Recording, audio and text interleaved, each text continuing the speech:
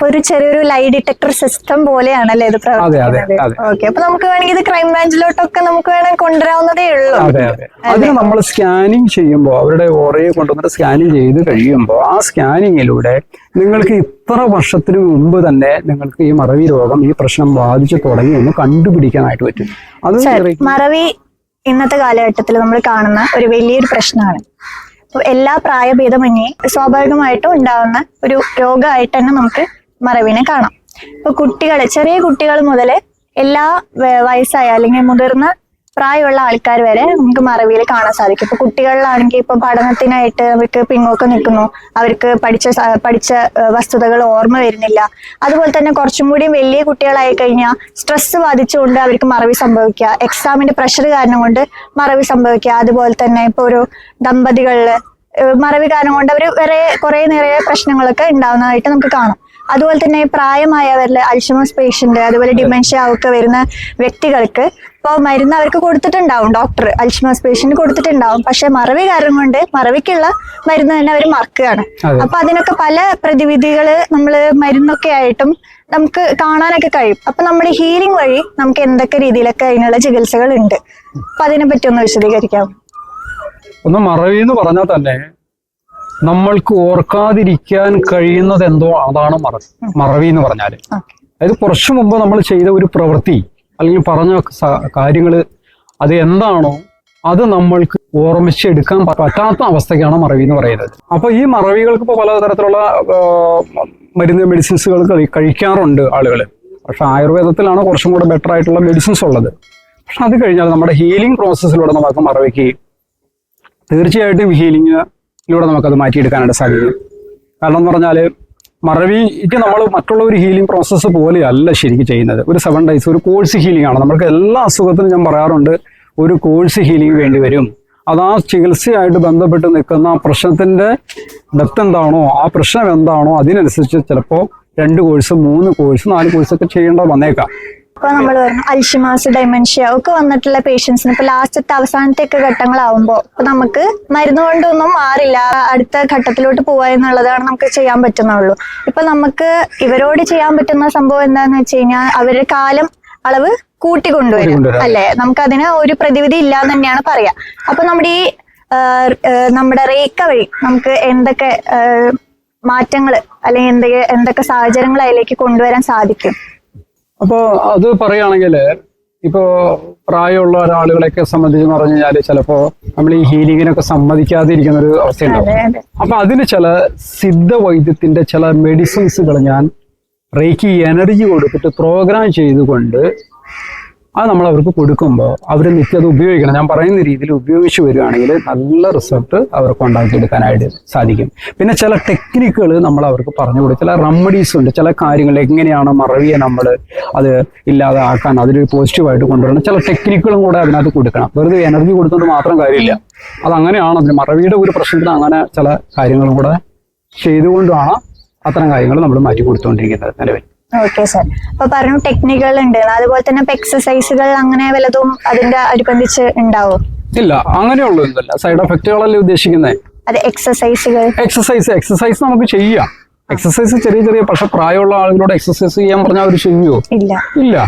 അപ്പൊ ചില മാർഗങ്ങൾ. അപ്പൊ ഞാൻ അതിനൊരു ഉദാഹരണം പറയുകയാണെങ്കിൽ സങ്കല്പമാണ്. അപ്പൊ സങ്കല്പത്തിന് ഞാൻ മോളോട് പറയാണ്, അതിരയോട് പറയാണ്, ഞാൻ ഒരു 100 ഗ്രാം വെയിറ്റ് ഉള്ള ഒരു തീക്കട്ട അത് ഒരു ഇരുമ്പ് പഴിപ്പിച്ചിട്ട് മോളുടെ കയ്യിൽ ഞാൻ തരികയാണ്, ഞാൻ ഇട്ട് തരികയാണ്, മോള് പിടിക്കുക പറ്റുമെന്ന് മോളോട് ചോദിക്കുകയാണെന്നിരിക്കട്ടെ. ഇതൊരു സങ്കല്പമാണോ അല്ലെ?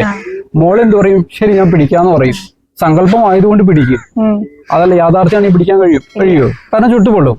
അപ്പൊ എന്ന് പറഞ്ഞ പോലെ നമ്മളിത് അവർക്ക് പറഞ്ഞു കൊടുക്കുന്ന ടെക്നിക്കുകൾ ഇതുപോലെയാണ്. കാരണം ഈ ഓർമ്മയെ കൊണ്ടുവരുന്നതിന് വേണ്ടിയിട്ട് നമ്മളെ ചില ടെക്നിക്കുകൾ നമ്മൾ ഇവിടെ ഉപയോഗിക്കും. ഇപ്പൊ ഞാൻ വെയിറ്റ് ഉള്ള ഒരു സാധനം മോൾക്ക് ഇട്ട് തരികയാണ്, ഒരു 100 കിലോ വെയിറ്റ് ഉള്ള ഒരു കട്ട. എനിക്ക് പോലും എടുത്തു പോകാൻ പറ്റില്ല, എങ്കിലും ഞാൻ ചോദിക്കുകയാണോ 100 കിലോ വെയിറ്റ് ഉള്ള ഒരു കട്ട മോൾക്ക് ഇട്ട് തരാം, മോള് പിടിക്കുമെന്ന് ചോദിച്ചു കഴിഞ്ഞാൽ മോൾ എന്ത് പറയും? പിടിക്കാന്ന് പറയും. അപ്പൊ ആ പിടിക്കാൻ സാധിക്കില്ല. അപ്പൊ അത് ആക്ഷൻസ് രൂപേണ നമ്മൾ കാണിക്കണം. അതൊരു ടെക്നിക്കാണ്.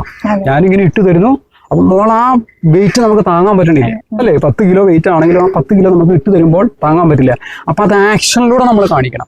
ആക്ഷനിലൂടെ നമ്മൾ കാണിക്കുമ്പോൾ സ്വാഭാവികമായിട്ടും ഈ ടെക്നിക്കിലൂടെ പതിയെ ഇതിന്റെ ഓർമ്മകളെ കൊണ്ടുവരാനായിട്ട് സാധിക്കും. ആ മറവിയെ മാറ്റി ഇതിലേക്ക് കറക്റ്റായിട്ട് കൃത്യമായിട്ട് കൊണ്ടുവരാനായിട്ട് സാധിക്കും. അങ്ങനെയുള്ള ചില ടെക്നിക്കുകളും കൂടെ അതിന് പറഞ്ഞു കൊടുത്തിട്ടാണ് ആ തരത്തിലുള്ള ട്രീറ്റ്മെന്റ് ചെയ്യിപ്പിക്കുന്നത്. ഇപ്പൊ നമ്മളിനി അടുത്തതായിട്ട് ഇപ്പൊ ദാമ്പത്യ ജീവിതത്തിലൊക്കെ കൂടുതലായിട്ട് ഇപ്പൊ മറവി കാരണം കൊണ്ട് നമ്മൾ പല പ്രശ്നങ്ങൾ കാണുന്നുണ്ട്. ഇപ്പോ ഒരു ഭാര്യ എന്തെങ്കിലും ആവശ്യപ്പെട്ടു, അപ്പൊ ഭർത്താവ് ജോലി തിരക്ക് കൊണ്ടോ എന്തുകൊണ്ടോ മറന്നുപോയി.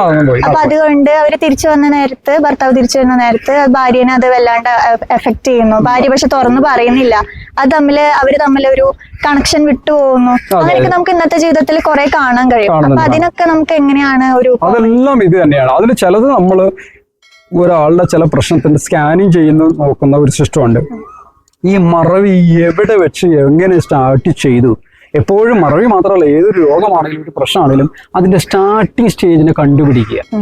അപ്പൊ സ്റ്റാർട്ടിങ് സ്റ്റേജിനെ കണ്ടുപിടിച്ച് കഴിഞ്ഞിട്ട് അതിന് നമ്മളൊരു പ്രതിവിധി പോലെ നമ്മളൊരു ഹീലിംഗ് പ്രോസസ്സ് അവിടെ ചെയ്ത് കഴിയുമ്പോൾ അത് നമുക്ക് പെട്ടെന്ന് അവർക്ക് ഒരു റിസൾട്ട് ഉണ്ടാക്കി കൊടുക്കാനായിട്ട് സാധിക്കും. ഈ പറയുന്ന ഭാര്യയ്ക്കായാലും മക്കൾക്കായാലും ഭർത്താവിനും എല്ലാം ഒരുപോലെ തന്നെയാണ്. വ്യത്യസ്തമായ പ്രായത്തിന് മാത്രമേ വ്യത്യാസമുള്ളൂ. ആ മറവി എന്നുള്ള രോഗത്തിന് ആർക്കും വ്യത്യാസമൊന്നുമില്ല. അതെല്ലാം സെയിം ആണ്. കുട്ടികൾക്കായാലും എല്ലാവർക്കും വ്യത്യാസമാണ്. മനസ്സിലുണ്ടോ? അല്ല, വ്യത്യസ്തത ഇല്ലെന്ന് വേണം പറയാം. എല്ലാം സെയിം ആണ്. ആ രീതിയിലാണ് അത് പോകുന്നത്. അപ്പൊ അത് എന്നാലും നമ്മളത് എവിടെ വെച്ചിട്ടാണ് ഞങ്ങൾക്ക് ഇതുവരെ ഓർമ്മയുണ്ടായിരുന്നു, എനിക്ക് കഴിഞ്ഞ വർഷം വരെ ഇന്ന തീയതി വരെയുള്ള കാര്യങ്ങൾ എനിക്ക് ഓർക്കാൻ പറ്റുന്നുണ്ട്. അല്ലെ, ചില ആൾക്കാരൊക്കെ പറയാറുണ്ട് എനിക്ക് 5 വയസ്സ് മുതലുള്ള കാര്യങ്ങൾ എനിക്ക് 80 വയസ്സായി എനിക്ക് ഇപ്പോഴും എനിക്ക് ഓർമ്മയിലുണ്ടെന്ന് പറയുന്നവരുണ്ട്. ഇപ്പൊ ഈ 1 വർഷമായിട്ടാണ് പ്രശ്നം എന്ന് പറയുന്ന ചെറുപ്പക്കാരികളുണ്ട്, മുത്തശ്ശന്മാരും മുത്തശ്ശന്മാരൊക്കെ ഉണ്ട് അല്ലേ. അപ്പൊ അതിന് എവിടെയോ അവിടെ ചെറിയൊരു പ്രോബ്ലം എവിടെന്നോ സ്റ്റാർട്ട് ചെയ്ത് അവിടെ നിന്ന് നമ്മൾ അതിനെ കണ്ടുപിടിക്കുക എന്നുള്ളതാണ്. കണ്ടുപിടിച്ചു കഴിഞ്ഞാൽ നമുക്കത് മാറ്റാനായിട്ട് സാധിക്കും. ഒരു പരിധി വരെ മാത്രമേ പറയുള്ളൂ. കാരണം മറവിയെ സംബന്ധിച്ച് കാരണം പൂർണ്ണമായിട്ടും പറ്റില്ല. പക്ഷേ കാരണം എന്ന് പറഞ്ഞാൽ നമ്മൾ ഈ ഓർക്കാൻ ശ്രമിക്കും തോറുമാണ് പല കാര്യങ്ങളും മറക്കുന്നത്. അങ്ങനെ ഒരു പ്രശ്നമുണ്ട്. നമ്മൾ ഓർമ്മിക്കാൻ ശ്രമിക്കില്ലേ, അപ്പോഴാണ് മറവി വരുന്നത്. സ്വാഭാവികമായിട്ടും നമ്മൾ അതിലൂടെ അങ്ങ് പോവുകയാണെങ്കിൽ ഇപ്പൊ ചില ആളുകളൊക്കെ അവര് സ്വർണ്ണവള എവിടെ വെച്ചു, ഇപ്പൊ അടുത്ത ദിവസം തന്നെ ഒരു ഹീലിങ്ങിനും ഒരു ഇതുമായിട്ട് ബന്ധപ്പെട്ട് അത് കണ്ടുപിടിക്കാൻ പറ്റുമെന്നൊക്കെ ചോദിച്ചിട്ടുണ്ട്. അപ്പൊ അവര് എവിടെയോ വെച്ച് മറന്നുപോയി, എവിടെയാണെന്ന് ഓർമ്മയില്ല. അപ്പൊ ആ മറന്നുപോയ സംഗതി നമ്മളൊരു ടെക്നിക്ക്, അത് റേക്കിൽ ചില താന്ത്രിക സിമ്പലുകളുണ്ട്. ആ സിമ്പലുകളൊക്കെ നമ്മൾ വരച്ചിട്ട് കഴിഞ്ഞാൽ ഞാൻ പറയും നിങ്ങളത് ഓർക്കാതിരിക്കാൻ പറയും. നിങ്ങൾ അതിനെപ്പറ്റി ചിന്തിക്കണ്ട, ഓർമ്മിക്കാനായിട്ട് ശ്രമിക്കുകയാണ്. മറവി മുഖാന്തരം പറ്റിയതാണ്. അപ്പൊ നിങ്ങളത് ഒരു കാരണവശാലും ചിന്തിക്കരുത്, അതിനെ അങ്ങ് മറന്നു കളയുക. അപ്പൊ ആ ടെക്നിക്ക് അത് സിമ്പിളാണ്. ആ സിമ്പിൾ നമ്മൾ ടെക്നിക്ക് അവർക്ക് ഇട്ട് കൊടുക്കുകയാണ്. നമ്മൾ വരച്ചിട്ട് കൊടുക്കുന്ന ഒരു സംഭവമാണ്. അത് ഇട്ട് കൊടുത്തു കഴിയുമ്പോൾ എന്നിട്ട് അവരോട് നാച്ചുറലായിട്ട് അവർ സ്വാഭാവികമായിട്ട് നിങ്ങളൊരു കാര്യം അതിനെ മറക്കും. അത് മറന്നു പോവരും. പക്ഷെ കുറച്ച് ദിവസം കഴിയുമ്പോൾ ഈ താന്ത്രിക സിമ്പിളുകൾക്ക് ഒരു എനർജി പവർ ഉണ്ട്. ഇത് ഇവരിലേക്ക് കൃത്യമായിട്ട് ഓർമ്മയെ കൊണ്ടുവരും. അപ്പോഴാണ് ഞാൻ മേശയുടെ ഇന്ന വരിപ്പിൽ വെച്ചിട്ടുണ്ടായിരുന്നു, അല്ലെങ്കിൽ ഡോറിന്റെ ഇന്ന ഭാഗത്ത് തൂക്കിയിട്ടുണ്ടായിരുന്നു, വണ്ടിയുടെ ഉള്ളിൽ വെച്ചിട്ട് കൃത്യമായിട്ട് അവർക്ക് കൃത്യമായിട്ട് കിട്ടുകയും ചെയ്യും. അപ്പൊ അതൊക്കെ സാധ്യതയുള്ളതാണ്.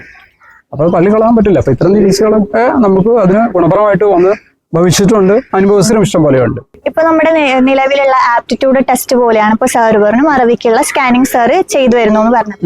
ഇപ്പൊ ഒരു കുട്ടികൾ മുതൽ മുതിർന്നവരായിട്ടുള്ള വ്യക്തികൾക്ക് വരെ ഇപ്പൊ ഈ സ്കാനിങ് ചെയ്ത് കഴിഞ്ഞു കഴിഞ്ഞാൽ നമുക്ക് എങ്ങനെയാണ് അവരുടെ ആ ഒരു റിപ്പോർട്ടിൽ നിന്ന് അത് അനലൈസ് ചെയ്യാൻ പറ്റുക, അതെങ്ങനെയാണ് നമുക്ക് കണ്ടുപിടിക്കാൻ പറ്റുക, അതൊന്നും സാർ പറഞ്ഞുതരാം. അപ്പൊ നമുക്ക് ഈ മറവിയെ അനലൈസ് ചെയ്യാനായിട്ട് 2 തരത്തിലുള്ള ടെക്നിക്കാണ് നമ്മൾ ഉപയോഗിക്കുന്നത്. 2 തരത്തിലുള്ള ടെക്നിക്ക് എന്ന് പറയുമ്പോൾ ഇപ്പൊ കൊച്ചു കുട്ടികളെ സംബന്ധിച്ചെന്ന് പറഞ്ഞാല് അവരോട് നമ്മള് മോനെ നിനക്ക് എപ്പോഴാണ് ഇത് സ്റ്റാർട്ട് ചെയ്തതെന്ന് ചോദിച്ചാൽ ഒരു പരിധി വരെയും കൊച്ചുകുട്ടികൾ, കാരണം അവർക്ക് അധികം വർഷങ്ങളുടെ പഴക്കമൊന്നും ഇല്ലാത്തതാണല്ലോ, അവരുടെ ഇളം പ്രായത്തുള്ളതാണ്. അപ്പൊ അവരെ സംബന്ധിച്ച് 2 വർഷം മുമ്പ്, 1 വർഷം മുമ്പ്, 1 മാസം മുമ്പ് എന്ന് എടുത്തു പറയാനായിട്ട് പറ്റും. മുതിർന്നവരെ സംബന്ധിച്ച് പറഞ്ഞാൽ അവരുടെ പ്രായത്തിനനുസരിച്ച് 40 വർഷത്തെ 30 വർഷത്തെ 20 വർഷത്തേക്ക് എന്ന് പറഞ്ഞാൽ അവർക്ക് അങ്ങനെ പറയാൻ പറ്റും. അപ്പൊ അവരെ സംബന്ധിച്ച് കൃത്യമായിട്ട് പറയാൻ അത് ഓർമ്മക്കുറവ് അല്ലെങ്കിൽ മറവി മൂലം അവർക്ക് പറയാൻ പറ്റില്ല. അതിനെ നമ്മൾ സ്കാനിങ് ചെയ്യുമ്പോൾ അവരുടെ ഓറയെ കൊണ്ടുവന്നിട്ട് സ്കാനിങ് ചെയ്ത് കഴിയുമ്പോൾ ആ സ്കാനിങ്ങിലൂടെ നിങ്ങൾക്ക് ഇത്ര വർഷത്തിന് മുമ്പ് തന്നെ നിങ്ങൾക്ക് ഈ മറവി രോഗം, ഈ പ്രശ്നം ബാധിച്ചു തുടങ്ങി എന്ന് കണ്ടുപിടിക്കാനായിട്ട് പറ്റും. അത് അതിൻ്റെ ഒരു സ്കാനിങ് സിസ്റ്റം ഉണ്ട്. ആ സിസ്റ്റത്തിലൂടെയാണ് നമ്മളത് കണ്ടുപിടിക്കുന്നത്. കുട്ടികളെ സംബന്ധിച്ച് അതിലേക്ക് പോകേണ്ട ആവശ്യമില്ല. അവരുടെ കാലയളവ് ചോദിച്ചു കഴിഞ്ഞാൽ അവർക്ക് പെട്ടെന്ന് പറയാൻ പറ്റും. ഞാൻ 1ാം തരത്തിൽ പഠിക്കുമ്പോൾ, 2ാം തരത്തിൽ പഠിക്കുമ്പോൾ, 10ാം തരത്തിൽ പഠിക്കുമ്പോൾ അവർക്ക് പെട്ടെന്ന് പറയാനായിട്ട് സാധിക്കും. അങ്ങനെ അനലൈസ് ചെയ്തിട്ട് അവർക്ക് വേണ്ടുള്ള ട്രീറ്റ്മെന്റ് നമുക്ക് കൊടുത്തിട്ട് പരിഹരിക്കാനായിട്ട് സാധിക്കും. ഓക്കെ സാർ, ഇപ്പൊ നമ്മള് സ്കാനിങ് എന്നൊക്കെ പറഞ്ഞു. അപ്പൊ ഈ സ്കാനിങ് എന്താണ് ശരിക്കുള്ള സംഭവം ഒന്ന് പറഞ്ഞുതരാമോ? സ്കാനിങ് എന്ന് പറഞ്ഞാൽ ഒരുപാട് ആളുകൾ ചോദിക്കുന്ന ഒരു ചോദ്യമാണ് സ്കാനിങ്.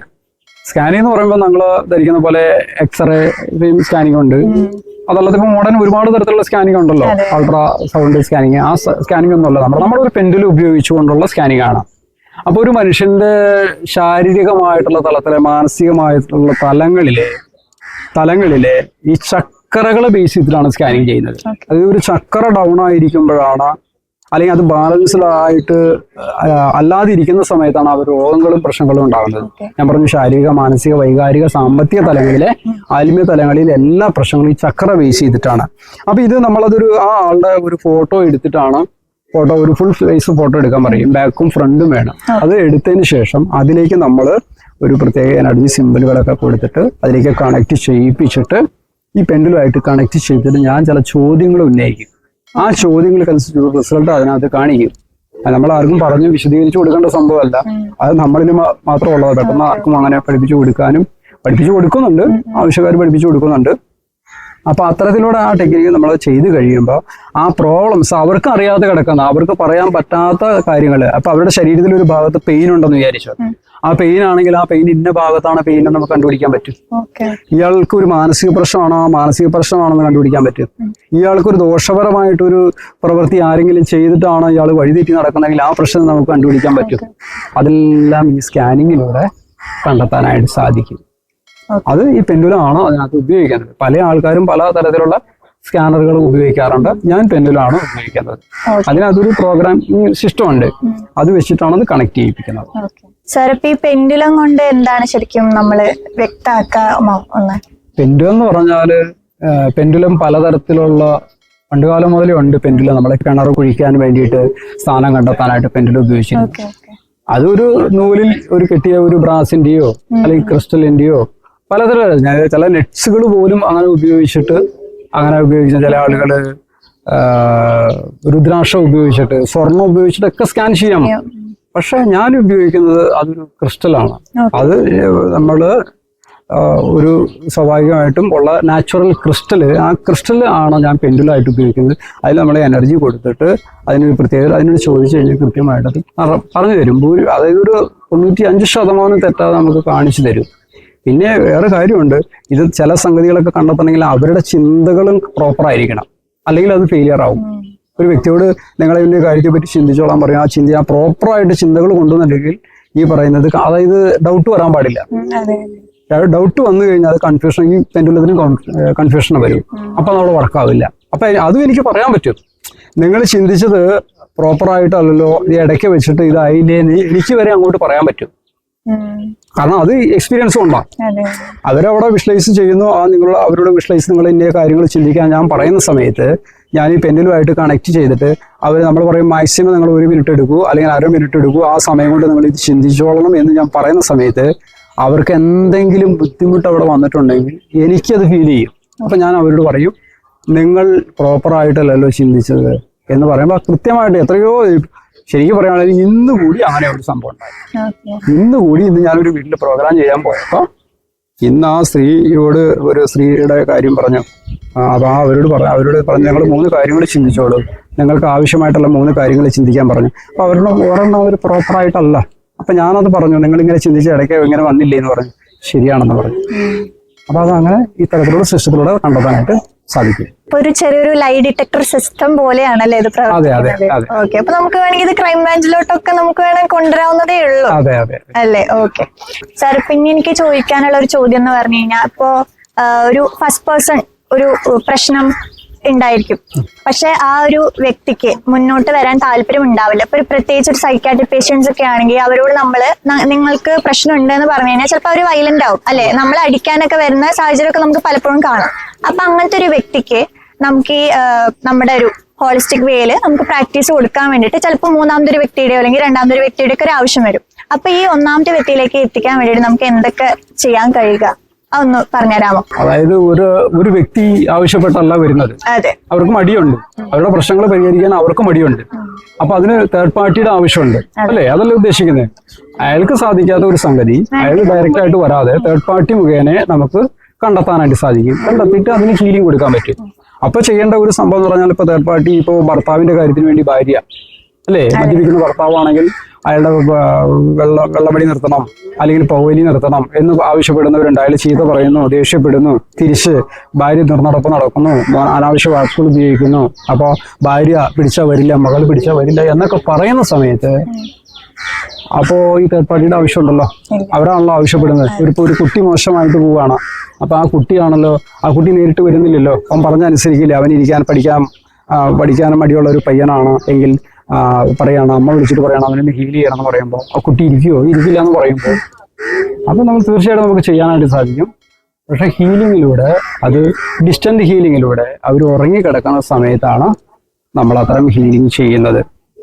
ഭർത്താവിന് വേണ്ടി ഭാര്യയ്ക്ക് ഹീലിംഗ്. പക്ഷെ അപ്പൊ അവരൊരു പ്രയർ നമ്മൾ ചെയ്യുന്ന സമയത്ത്, ആ പ്രോസസ്സ് അവിടെ ചെയ്യുന്ന സമയത്ത് അവർ ഉറങ്ങുന്ന സമയത്ത് വിളിച്ച് പറയേണ്ട വരും, ഞാൻ എൻ്റെ ഭർത്താവ് ഇപ്പോൾ ഉറങ്ങുന്നു, അല്ലെങ്കിൽ ഭാര്യ ഉറങ്ങുന്നു, മോൻ ഉറങ്ങുകയാണ് എന്ന് പറയുന്നു. ആ സമയത്ത് നമ്മൾ ഹീലിംഗ് കൊടുക്കുക. അപ്പോൾ ഞാൻ പറയും, നിങ്ങളൊരു ആ അച്ഛൻ്റെ അല്ലെങ്കിൽ ഭർത്താവിൻ്റെ ആ പ്രശ്നം മാറുന്നതിന് വേണ്ടിയിട്ട് നമ്മളൊരു പ്രയർ നടത്തിയിരുന്നോളൂ എന്ന് പറയും.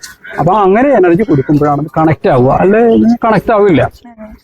ആ രീതിയിലാണ് നടപ്പിലാക്കുന്നത്. Okay sir. സമ്പൂർണ്ണ ജാതകം, പ്രശ്നപരിഹാരങ്ങളോട് കൂടിയ സമ്പൂർണ്ണ ജാതകം നിങ്ങളുടെ കൈകളിൽ ലഭിക്കുന്നതിന് താഴെ കാണുന്ന നമ്പറിൽ ബന്ധപ്പെടുക. ജ്യോതിഷവുമായി ബന്ധപ്പെട്ട എല്ലാ വിശേഷങ്ങളും അറിയുന്നതിനായി നവഭാരത് ജ്യോതിഷം ചാനൽ സബ്സ്ക്രൈബ് ചെയ്യുക. നിങ്ങൾ ചെയ്യേണ്ടത് ഇത്രമാത്രം: താഴെ കാണുന്ന നമ്പർ നിങ്ങളുടെ മൊബൈലിൽ സേവ് ചെയ്ത് ഹായ് അയക്കുക. ജ്യോതിഷ സംബന്ധമായ എല്ലാ ആവശ്യങ്ങൾക്കും നവഭാരത് ജ്യോതിഷം നിങ്ങളോടൊപ്പം എന്നും കൂടെയുണ്ട്.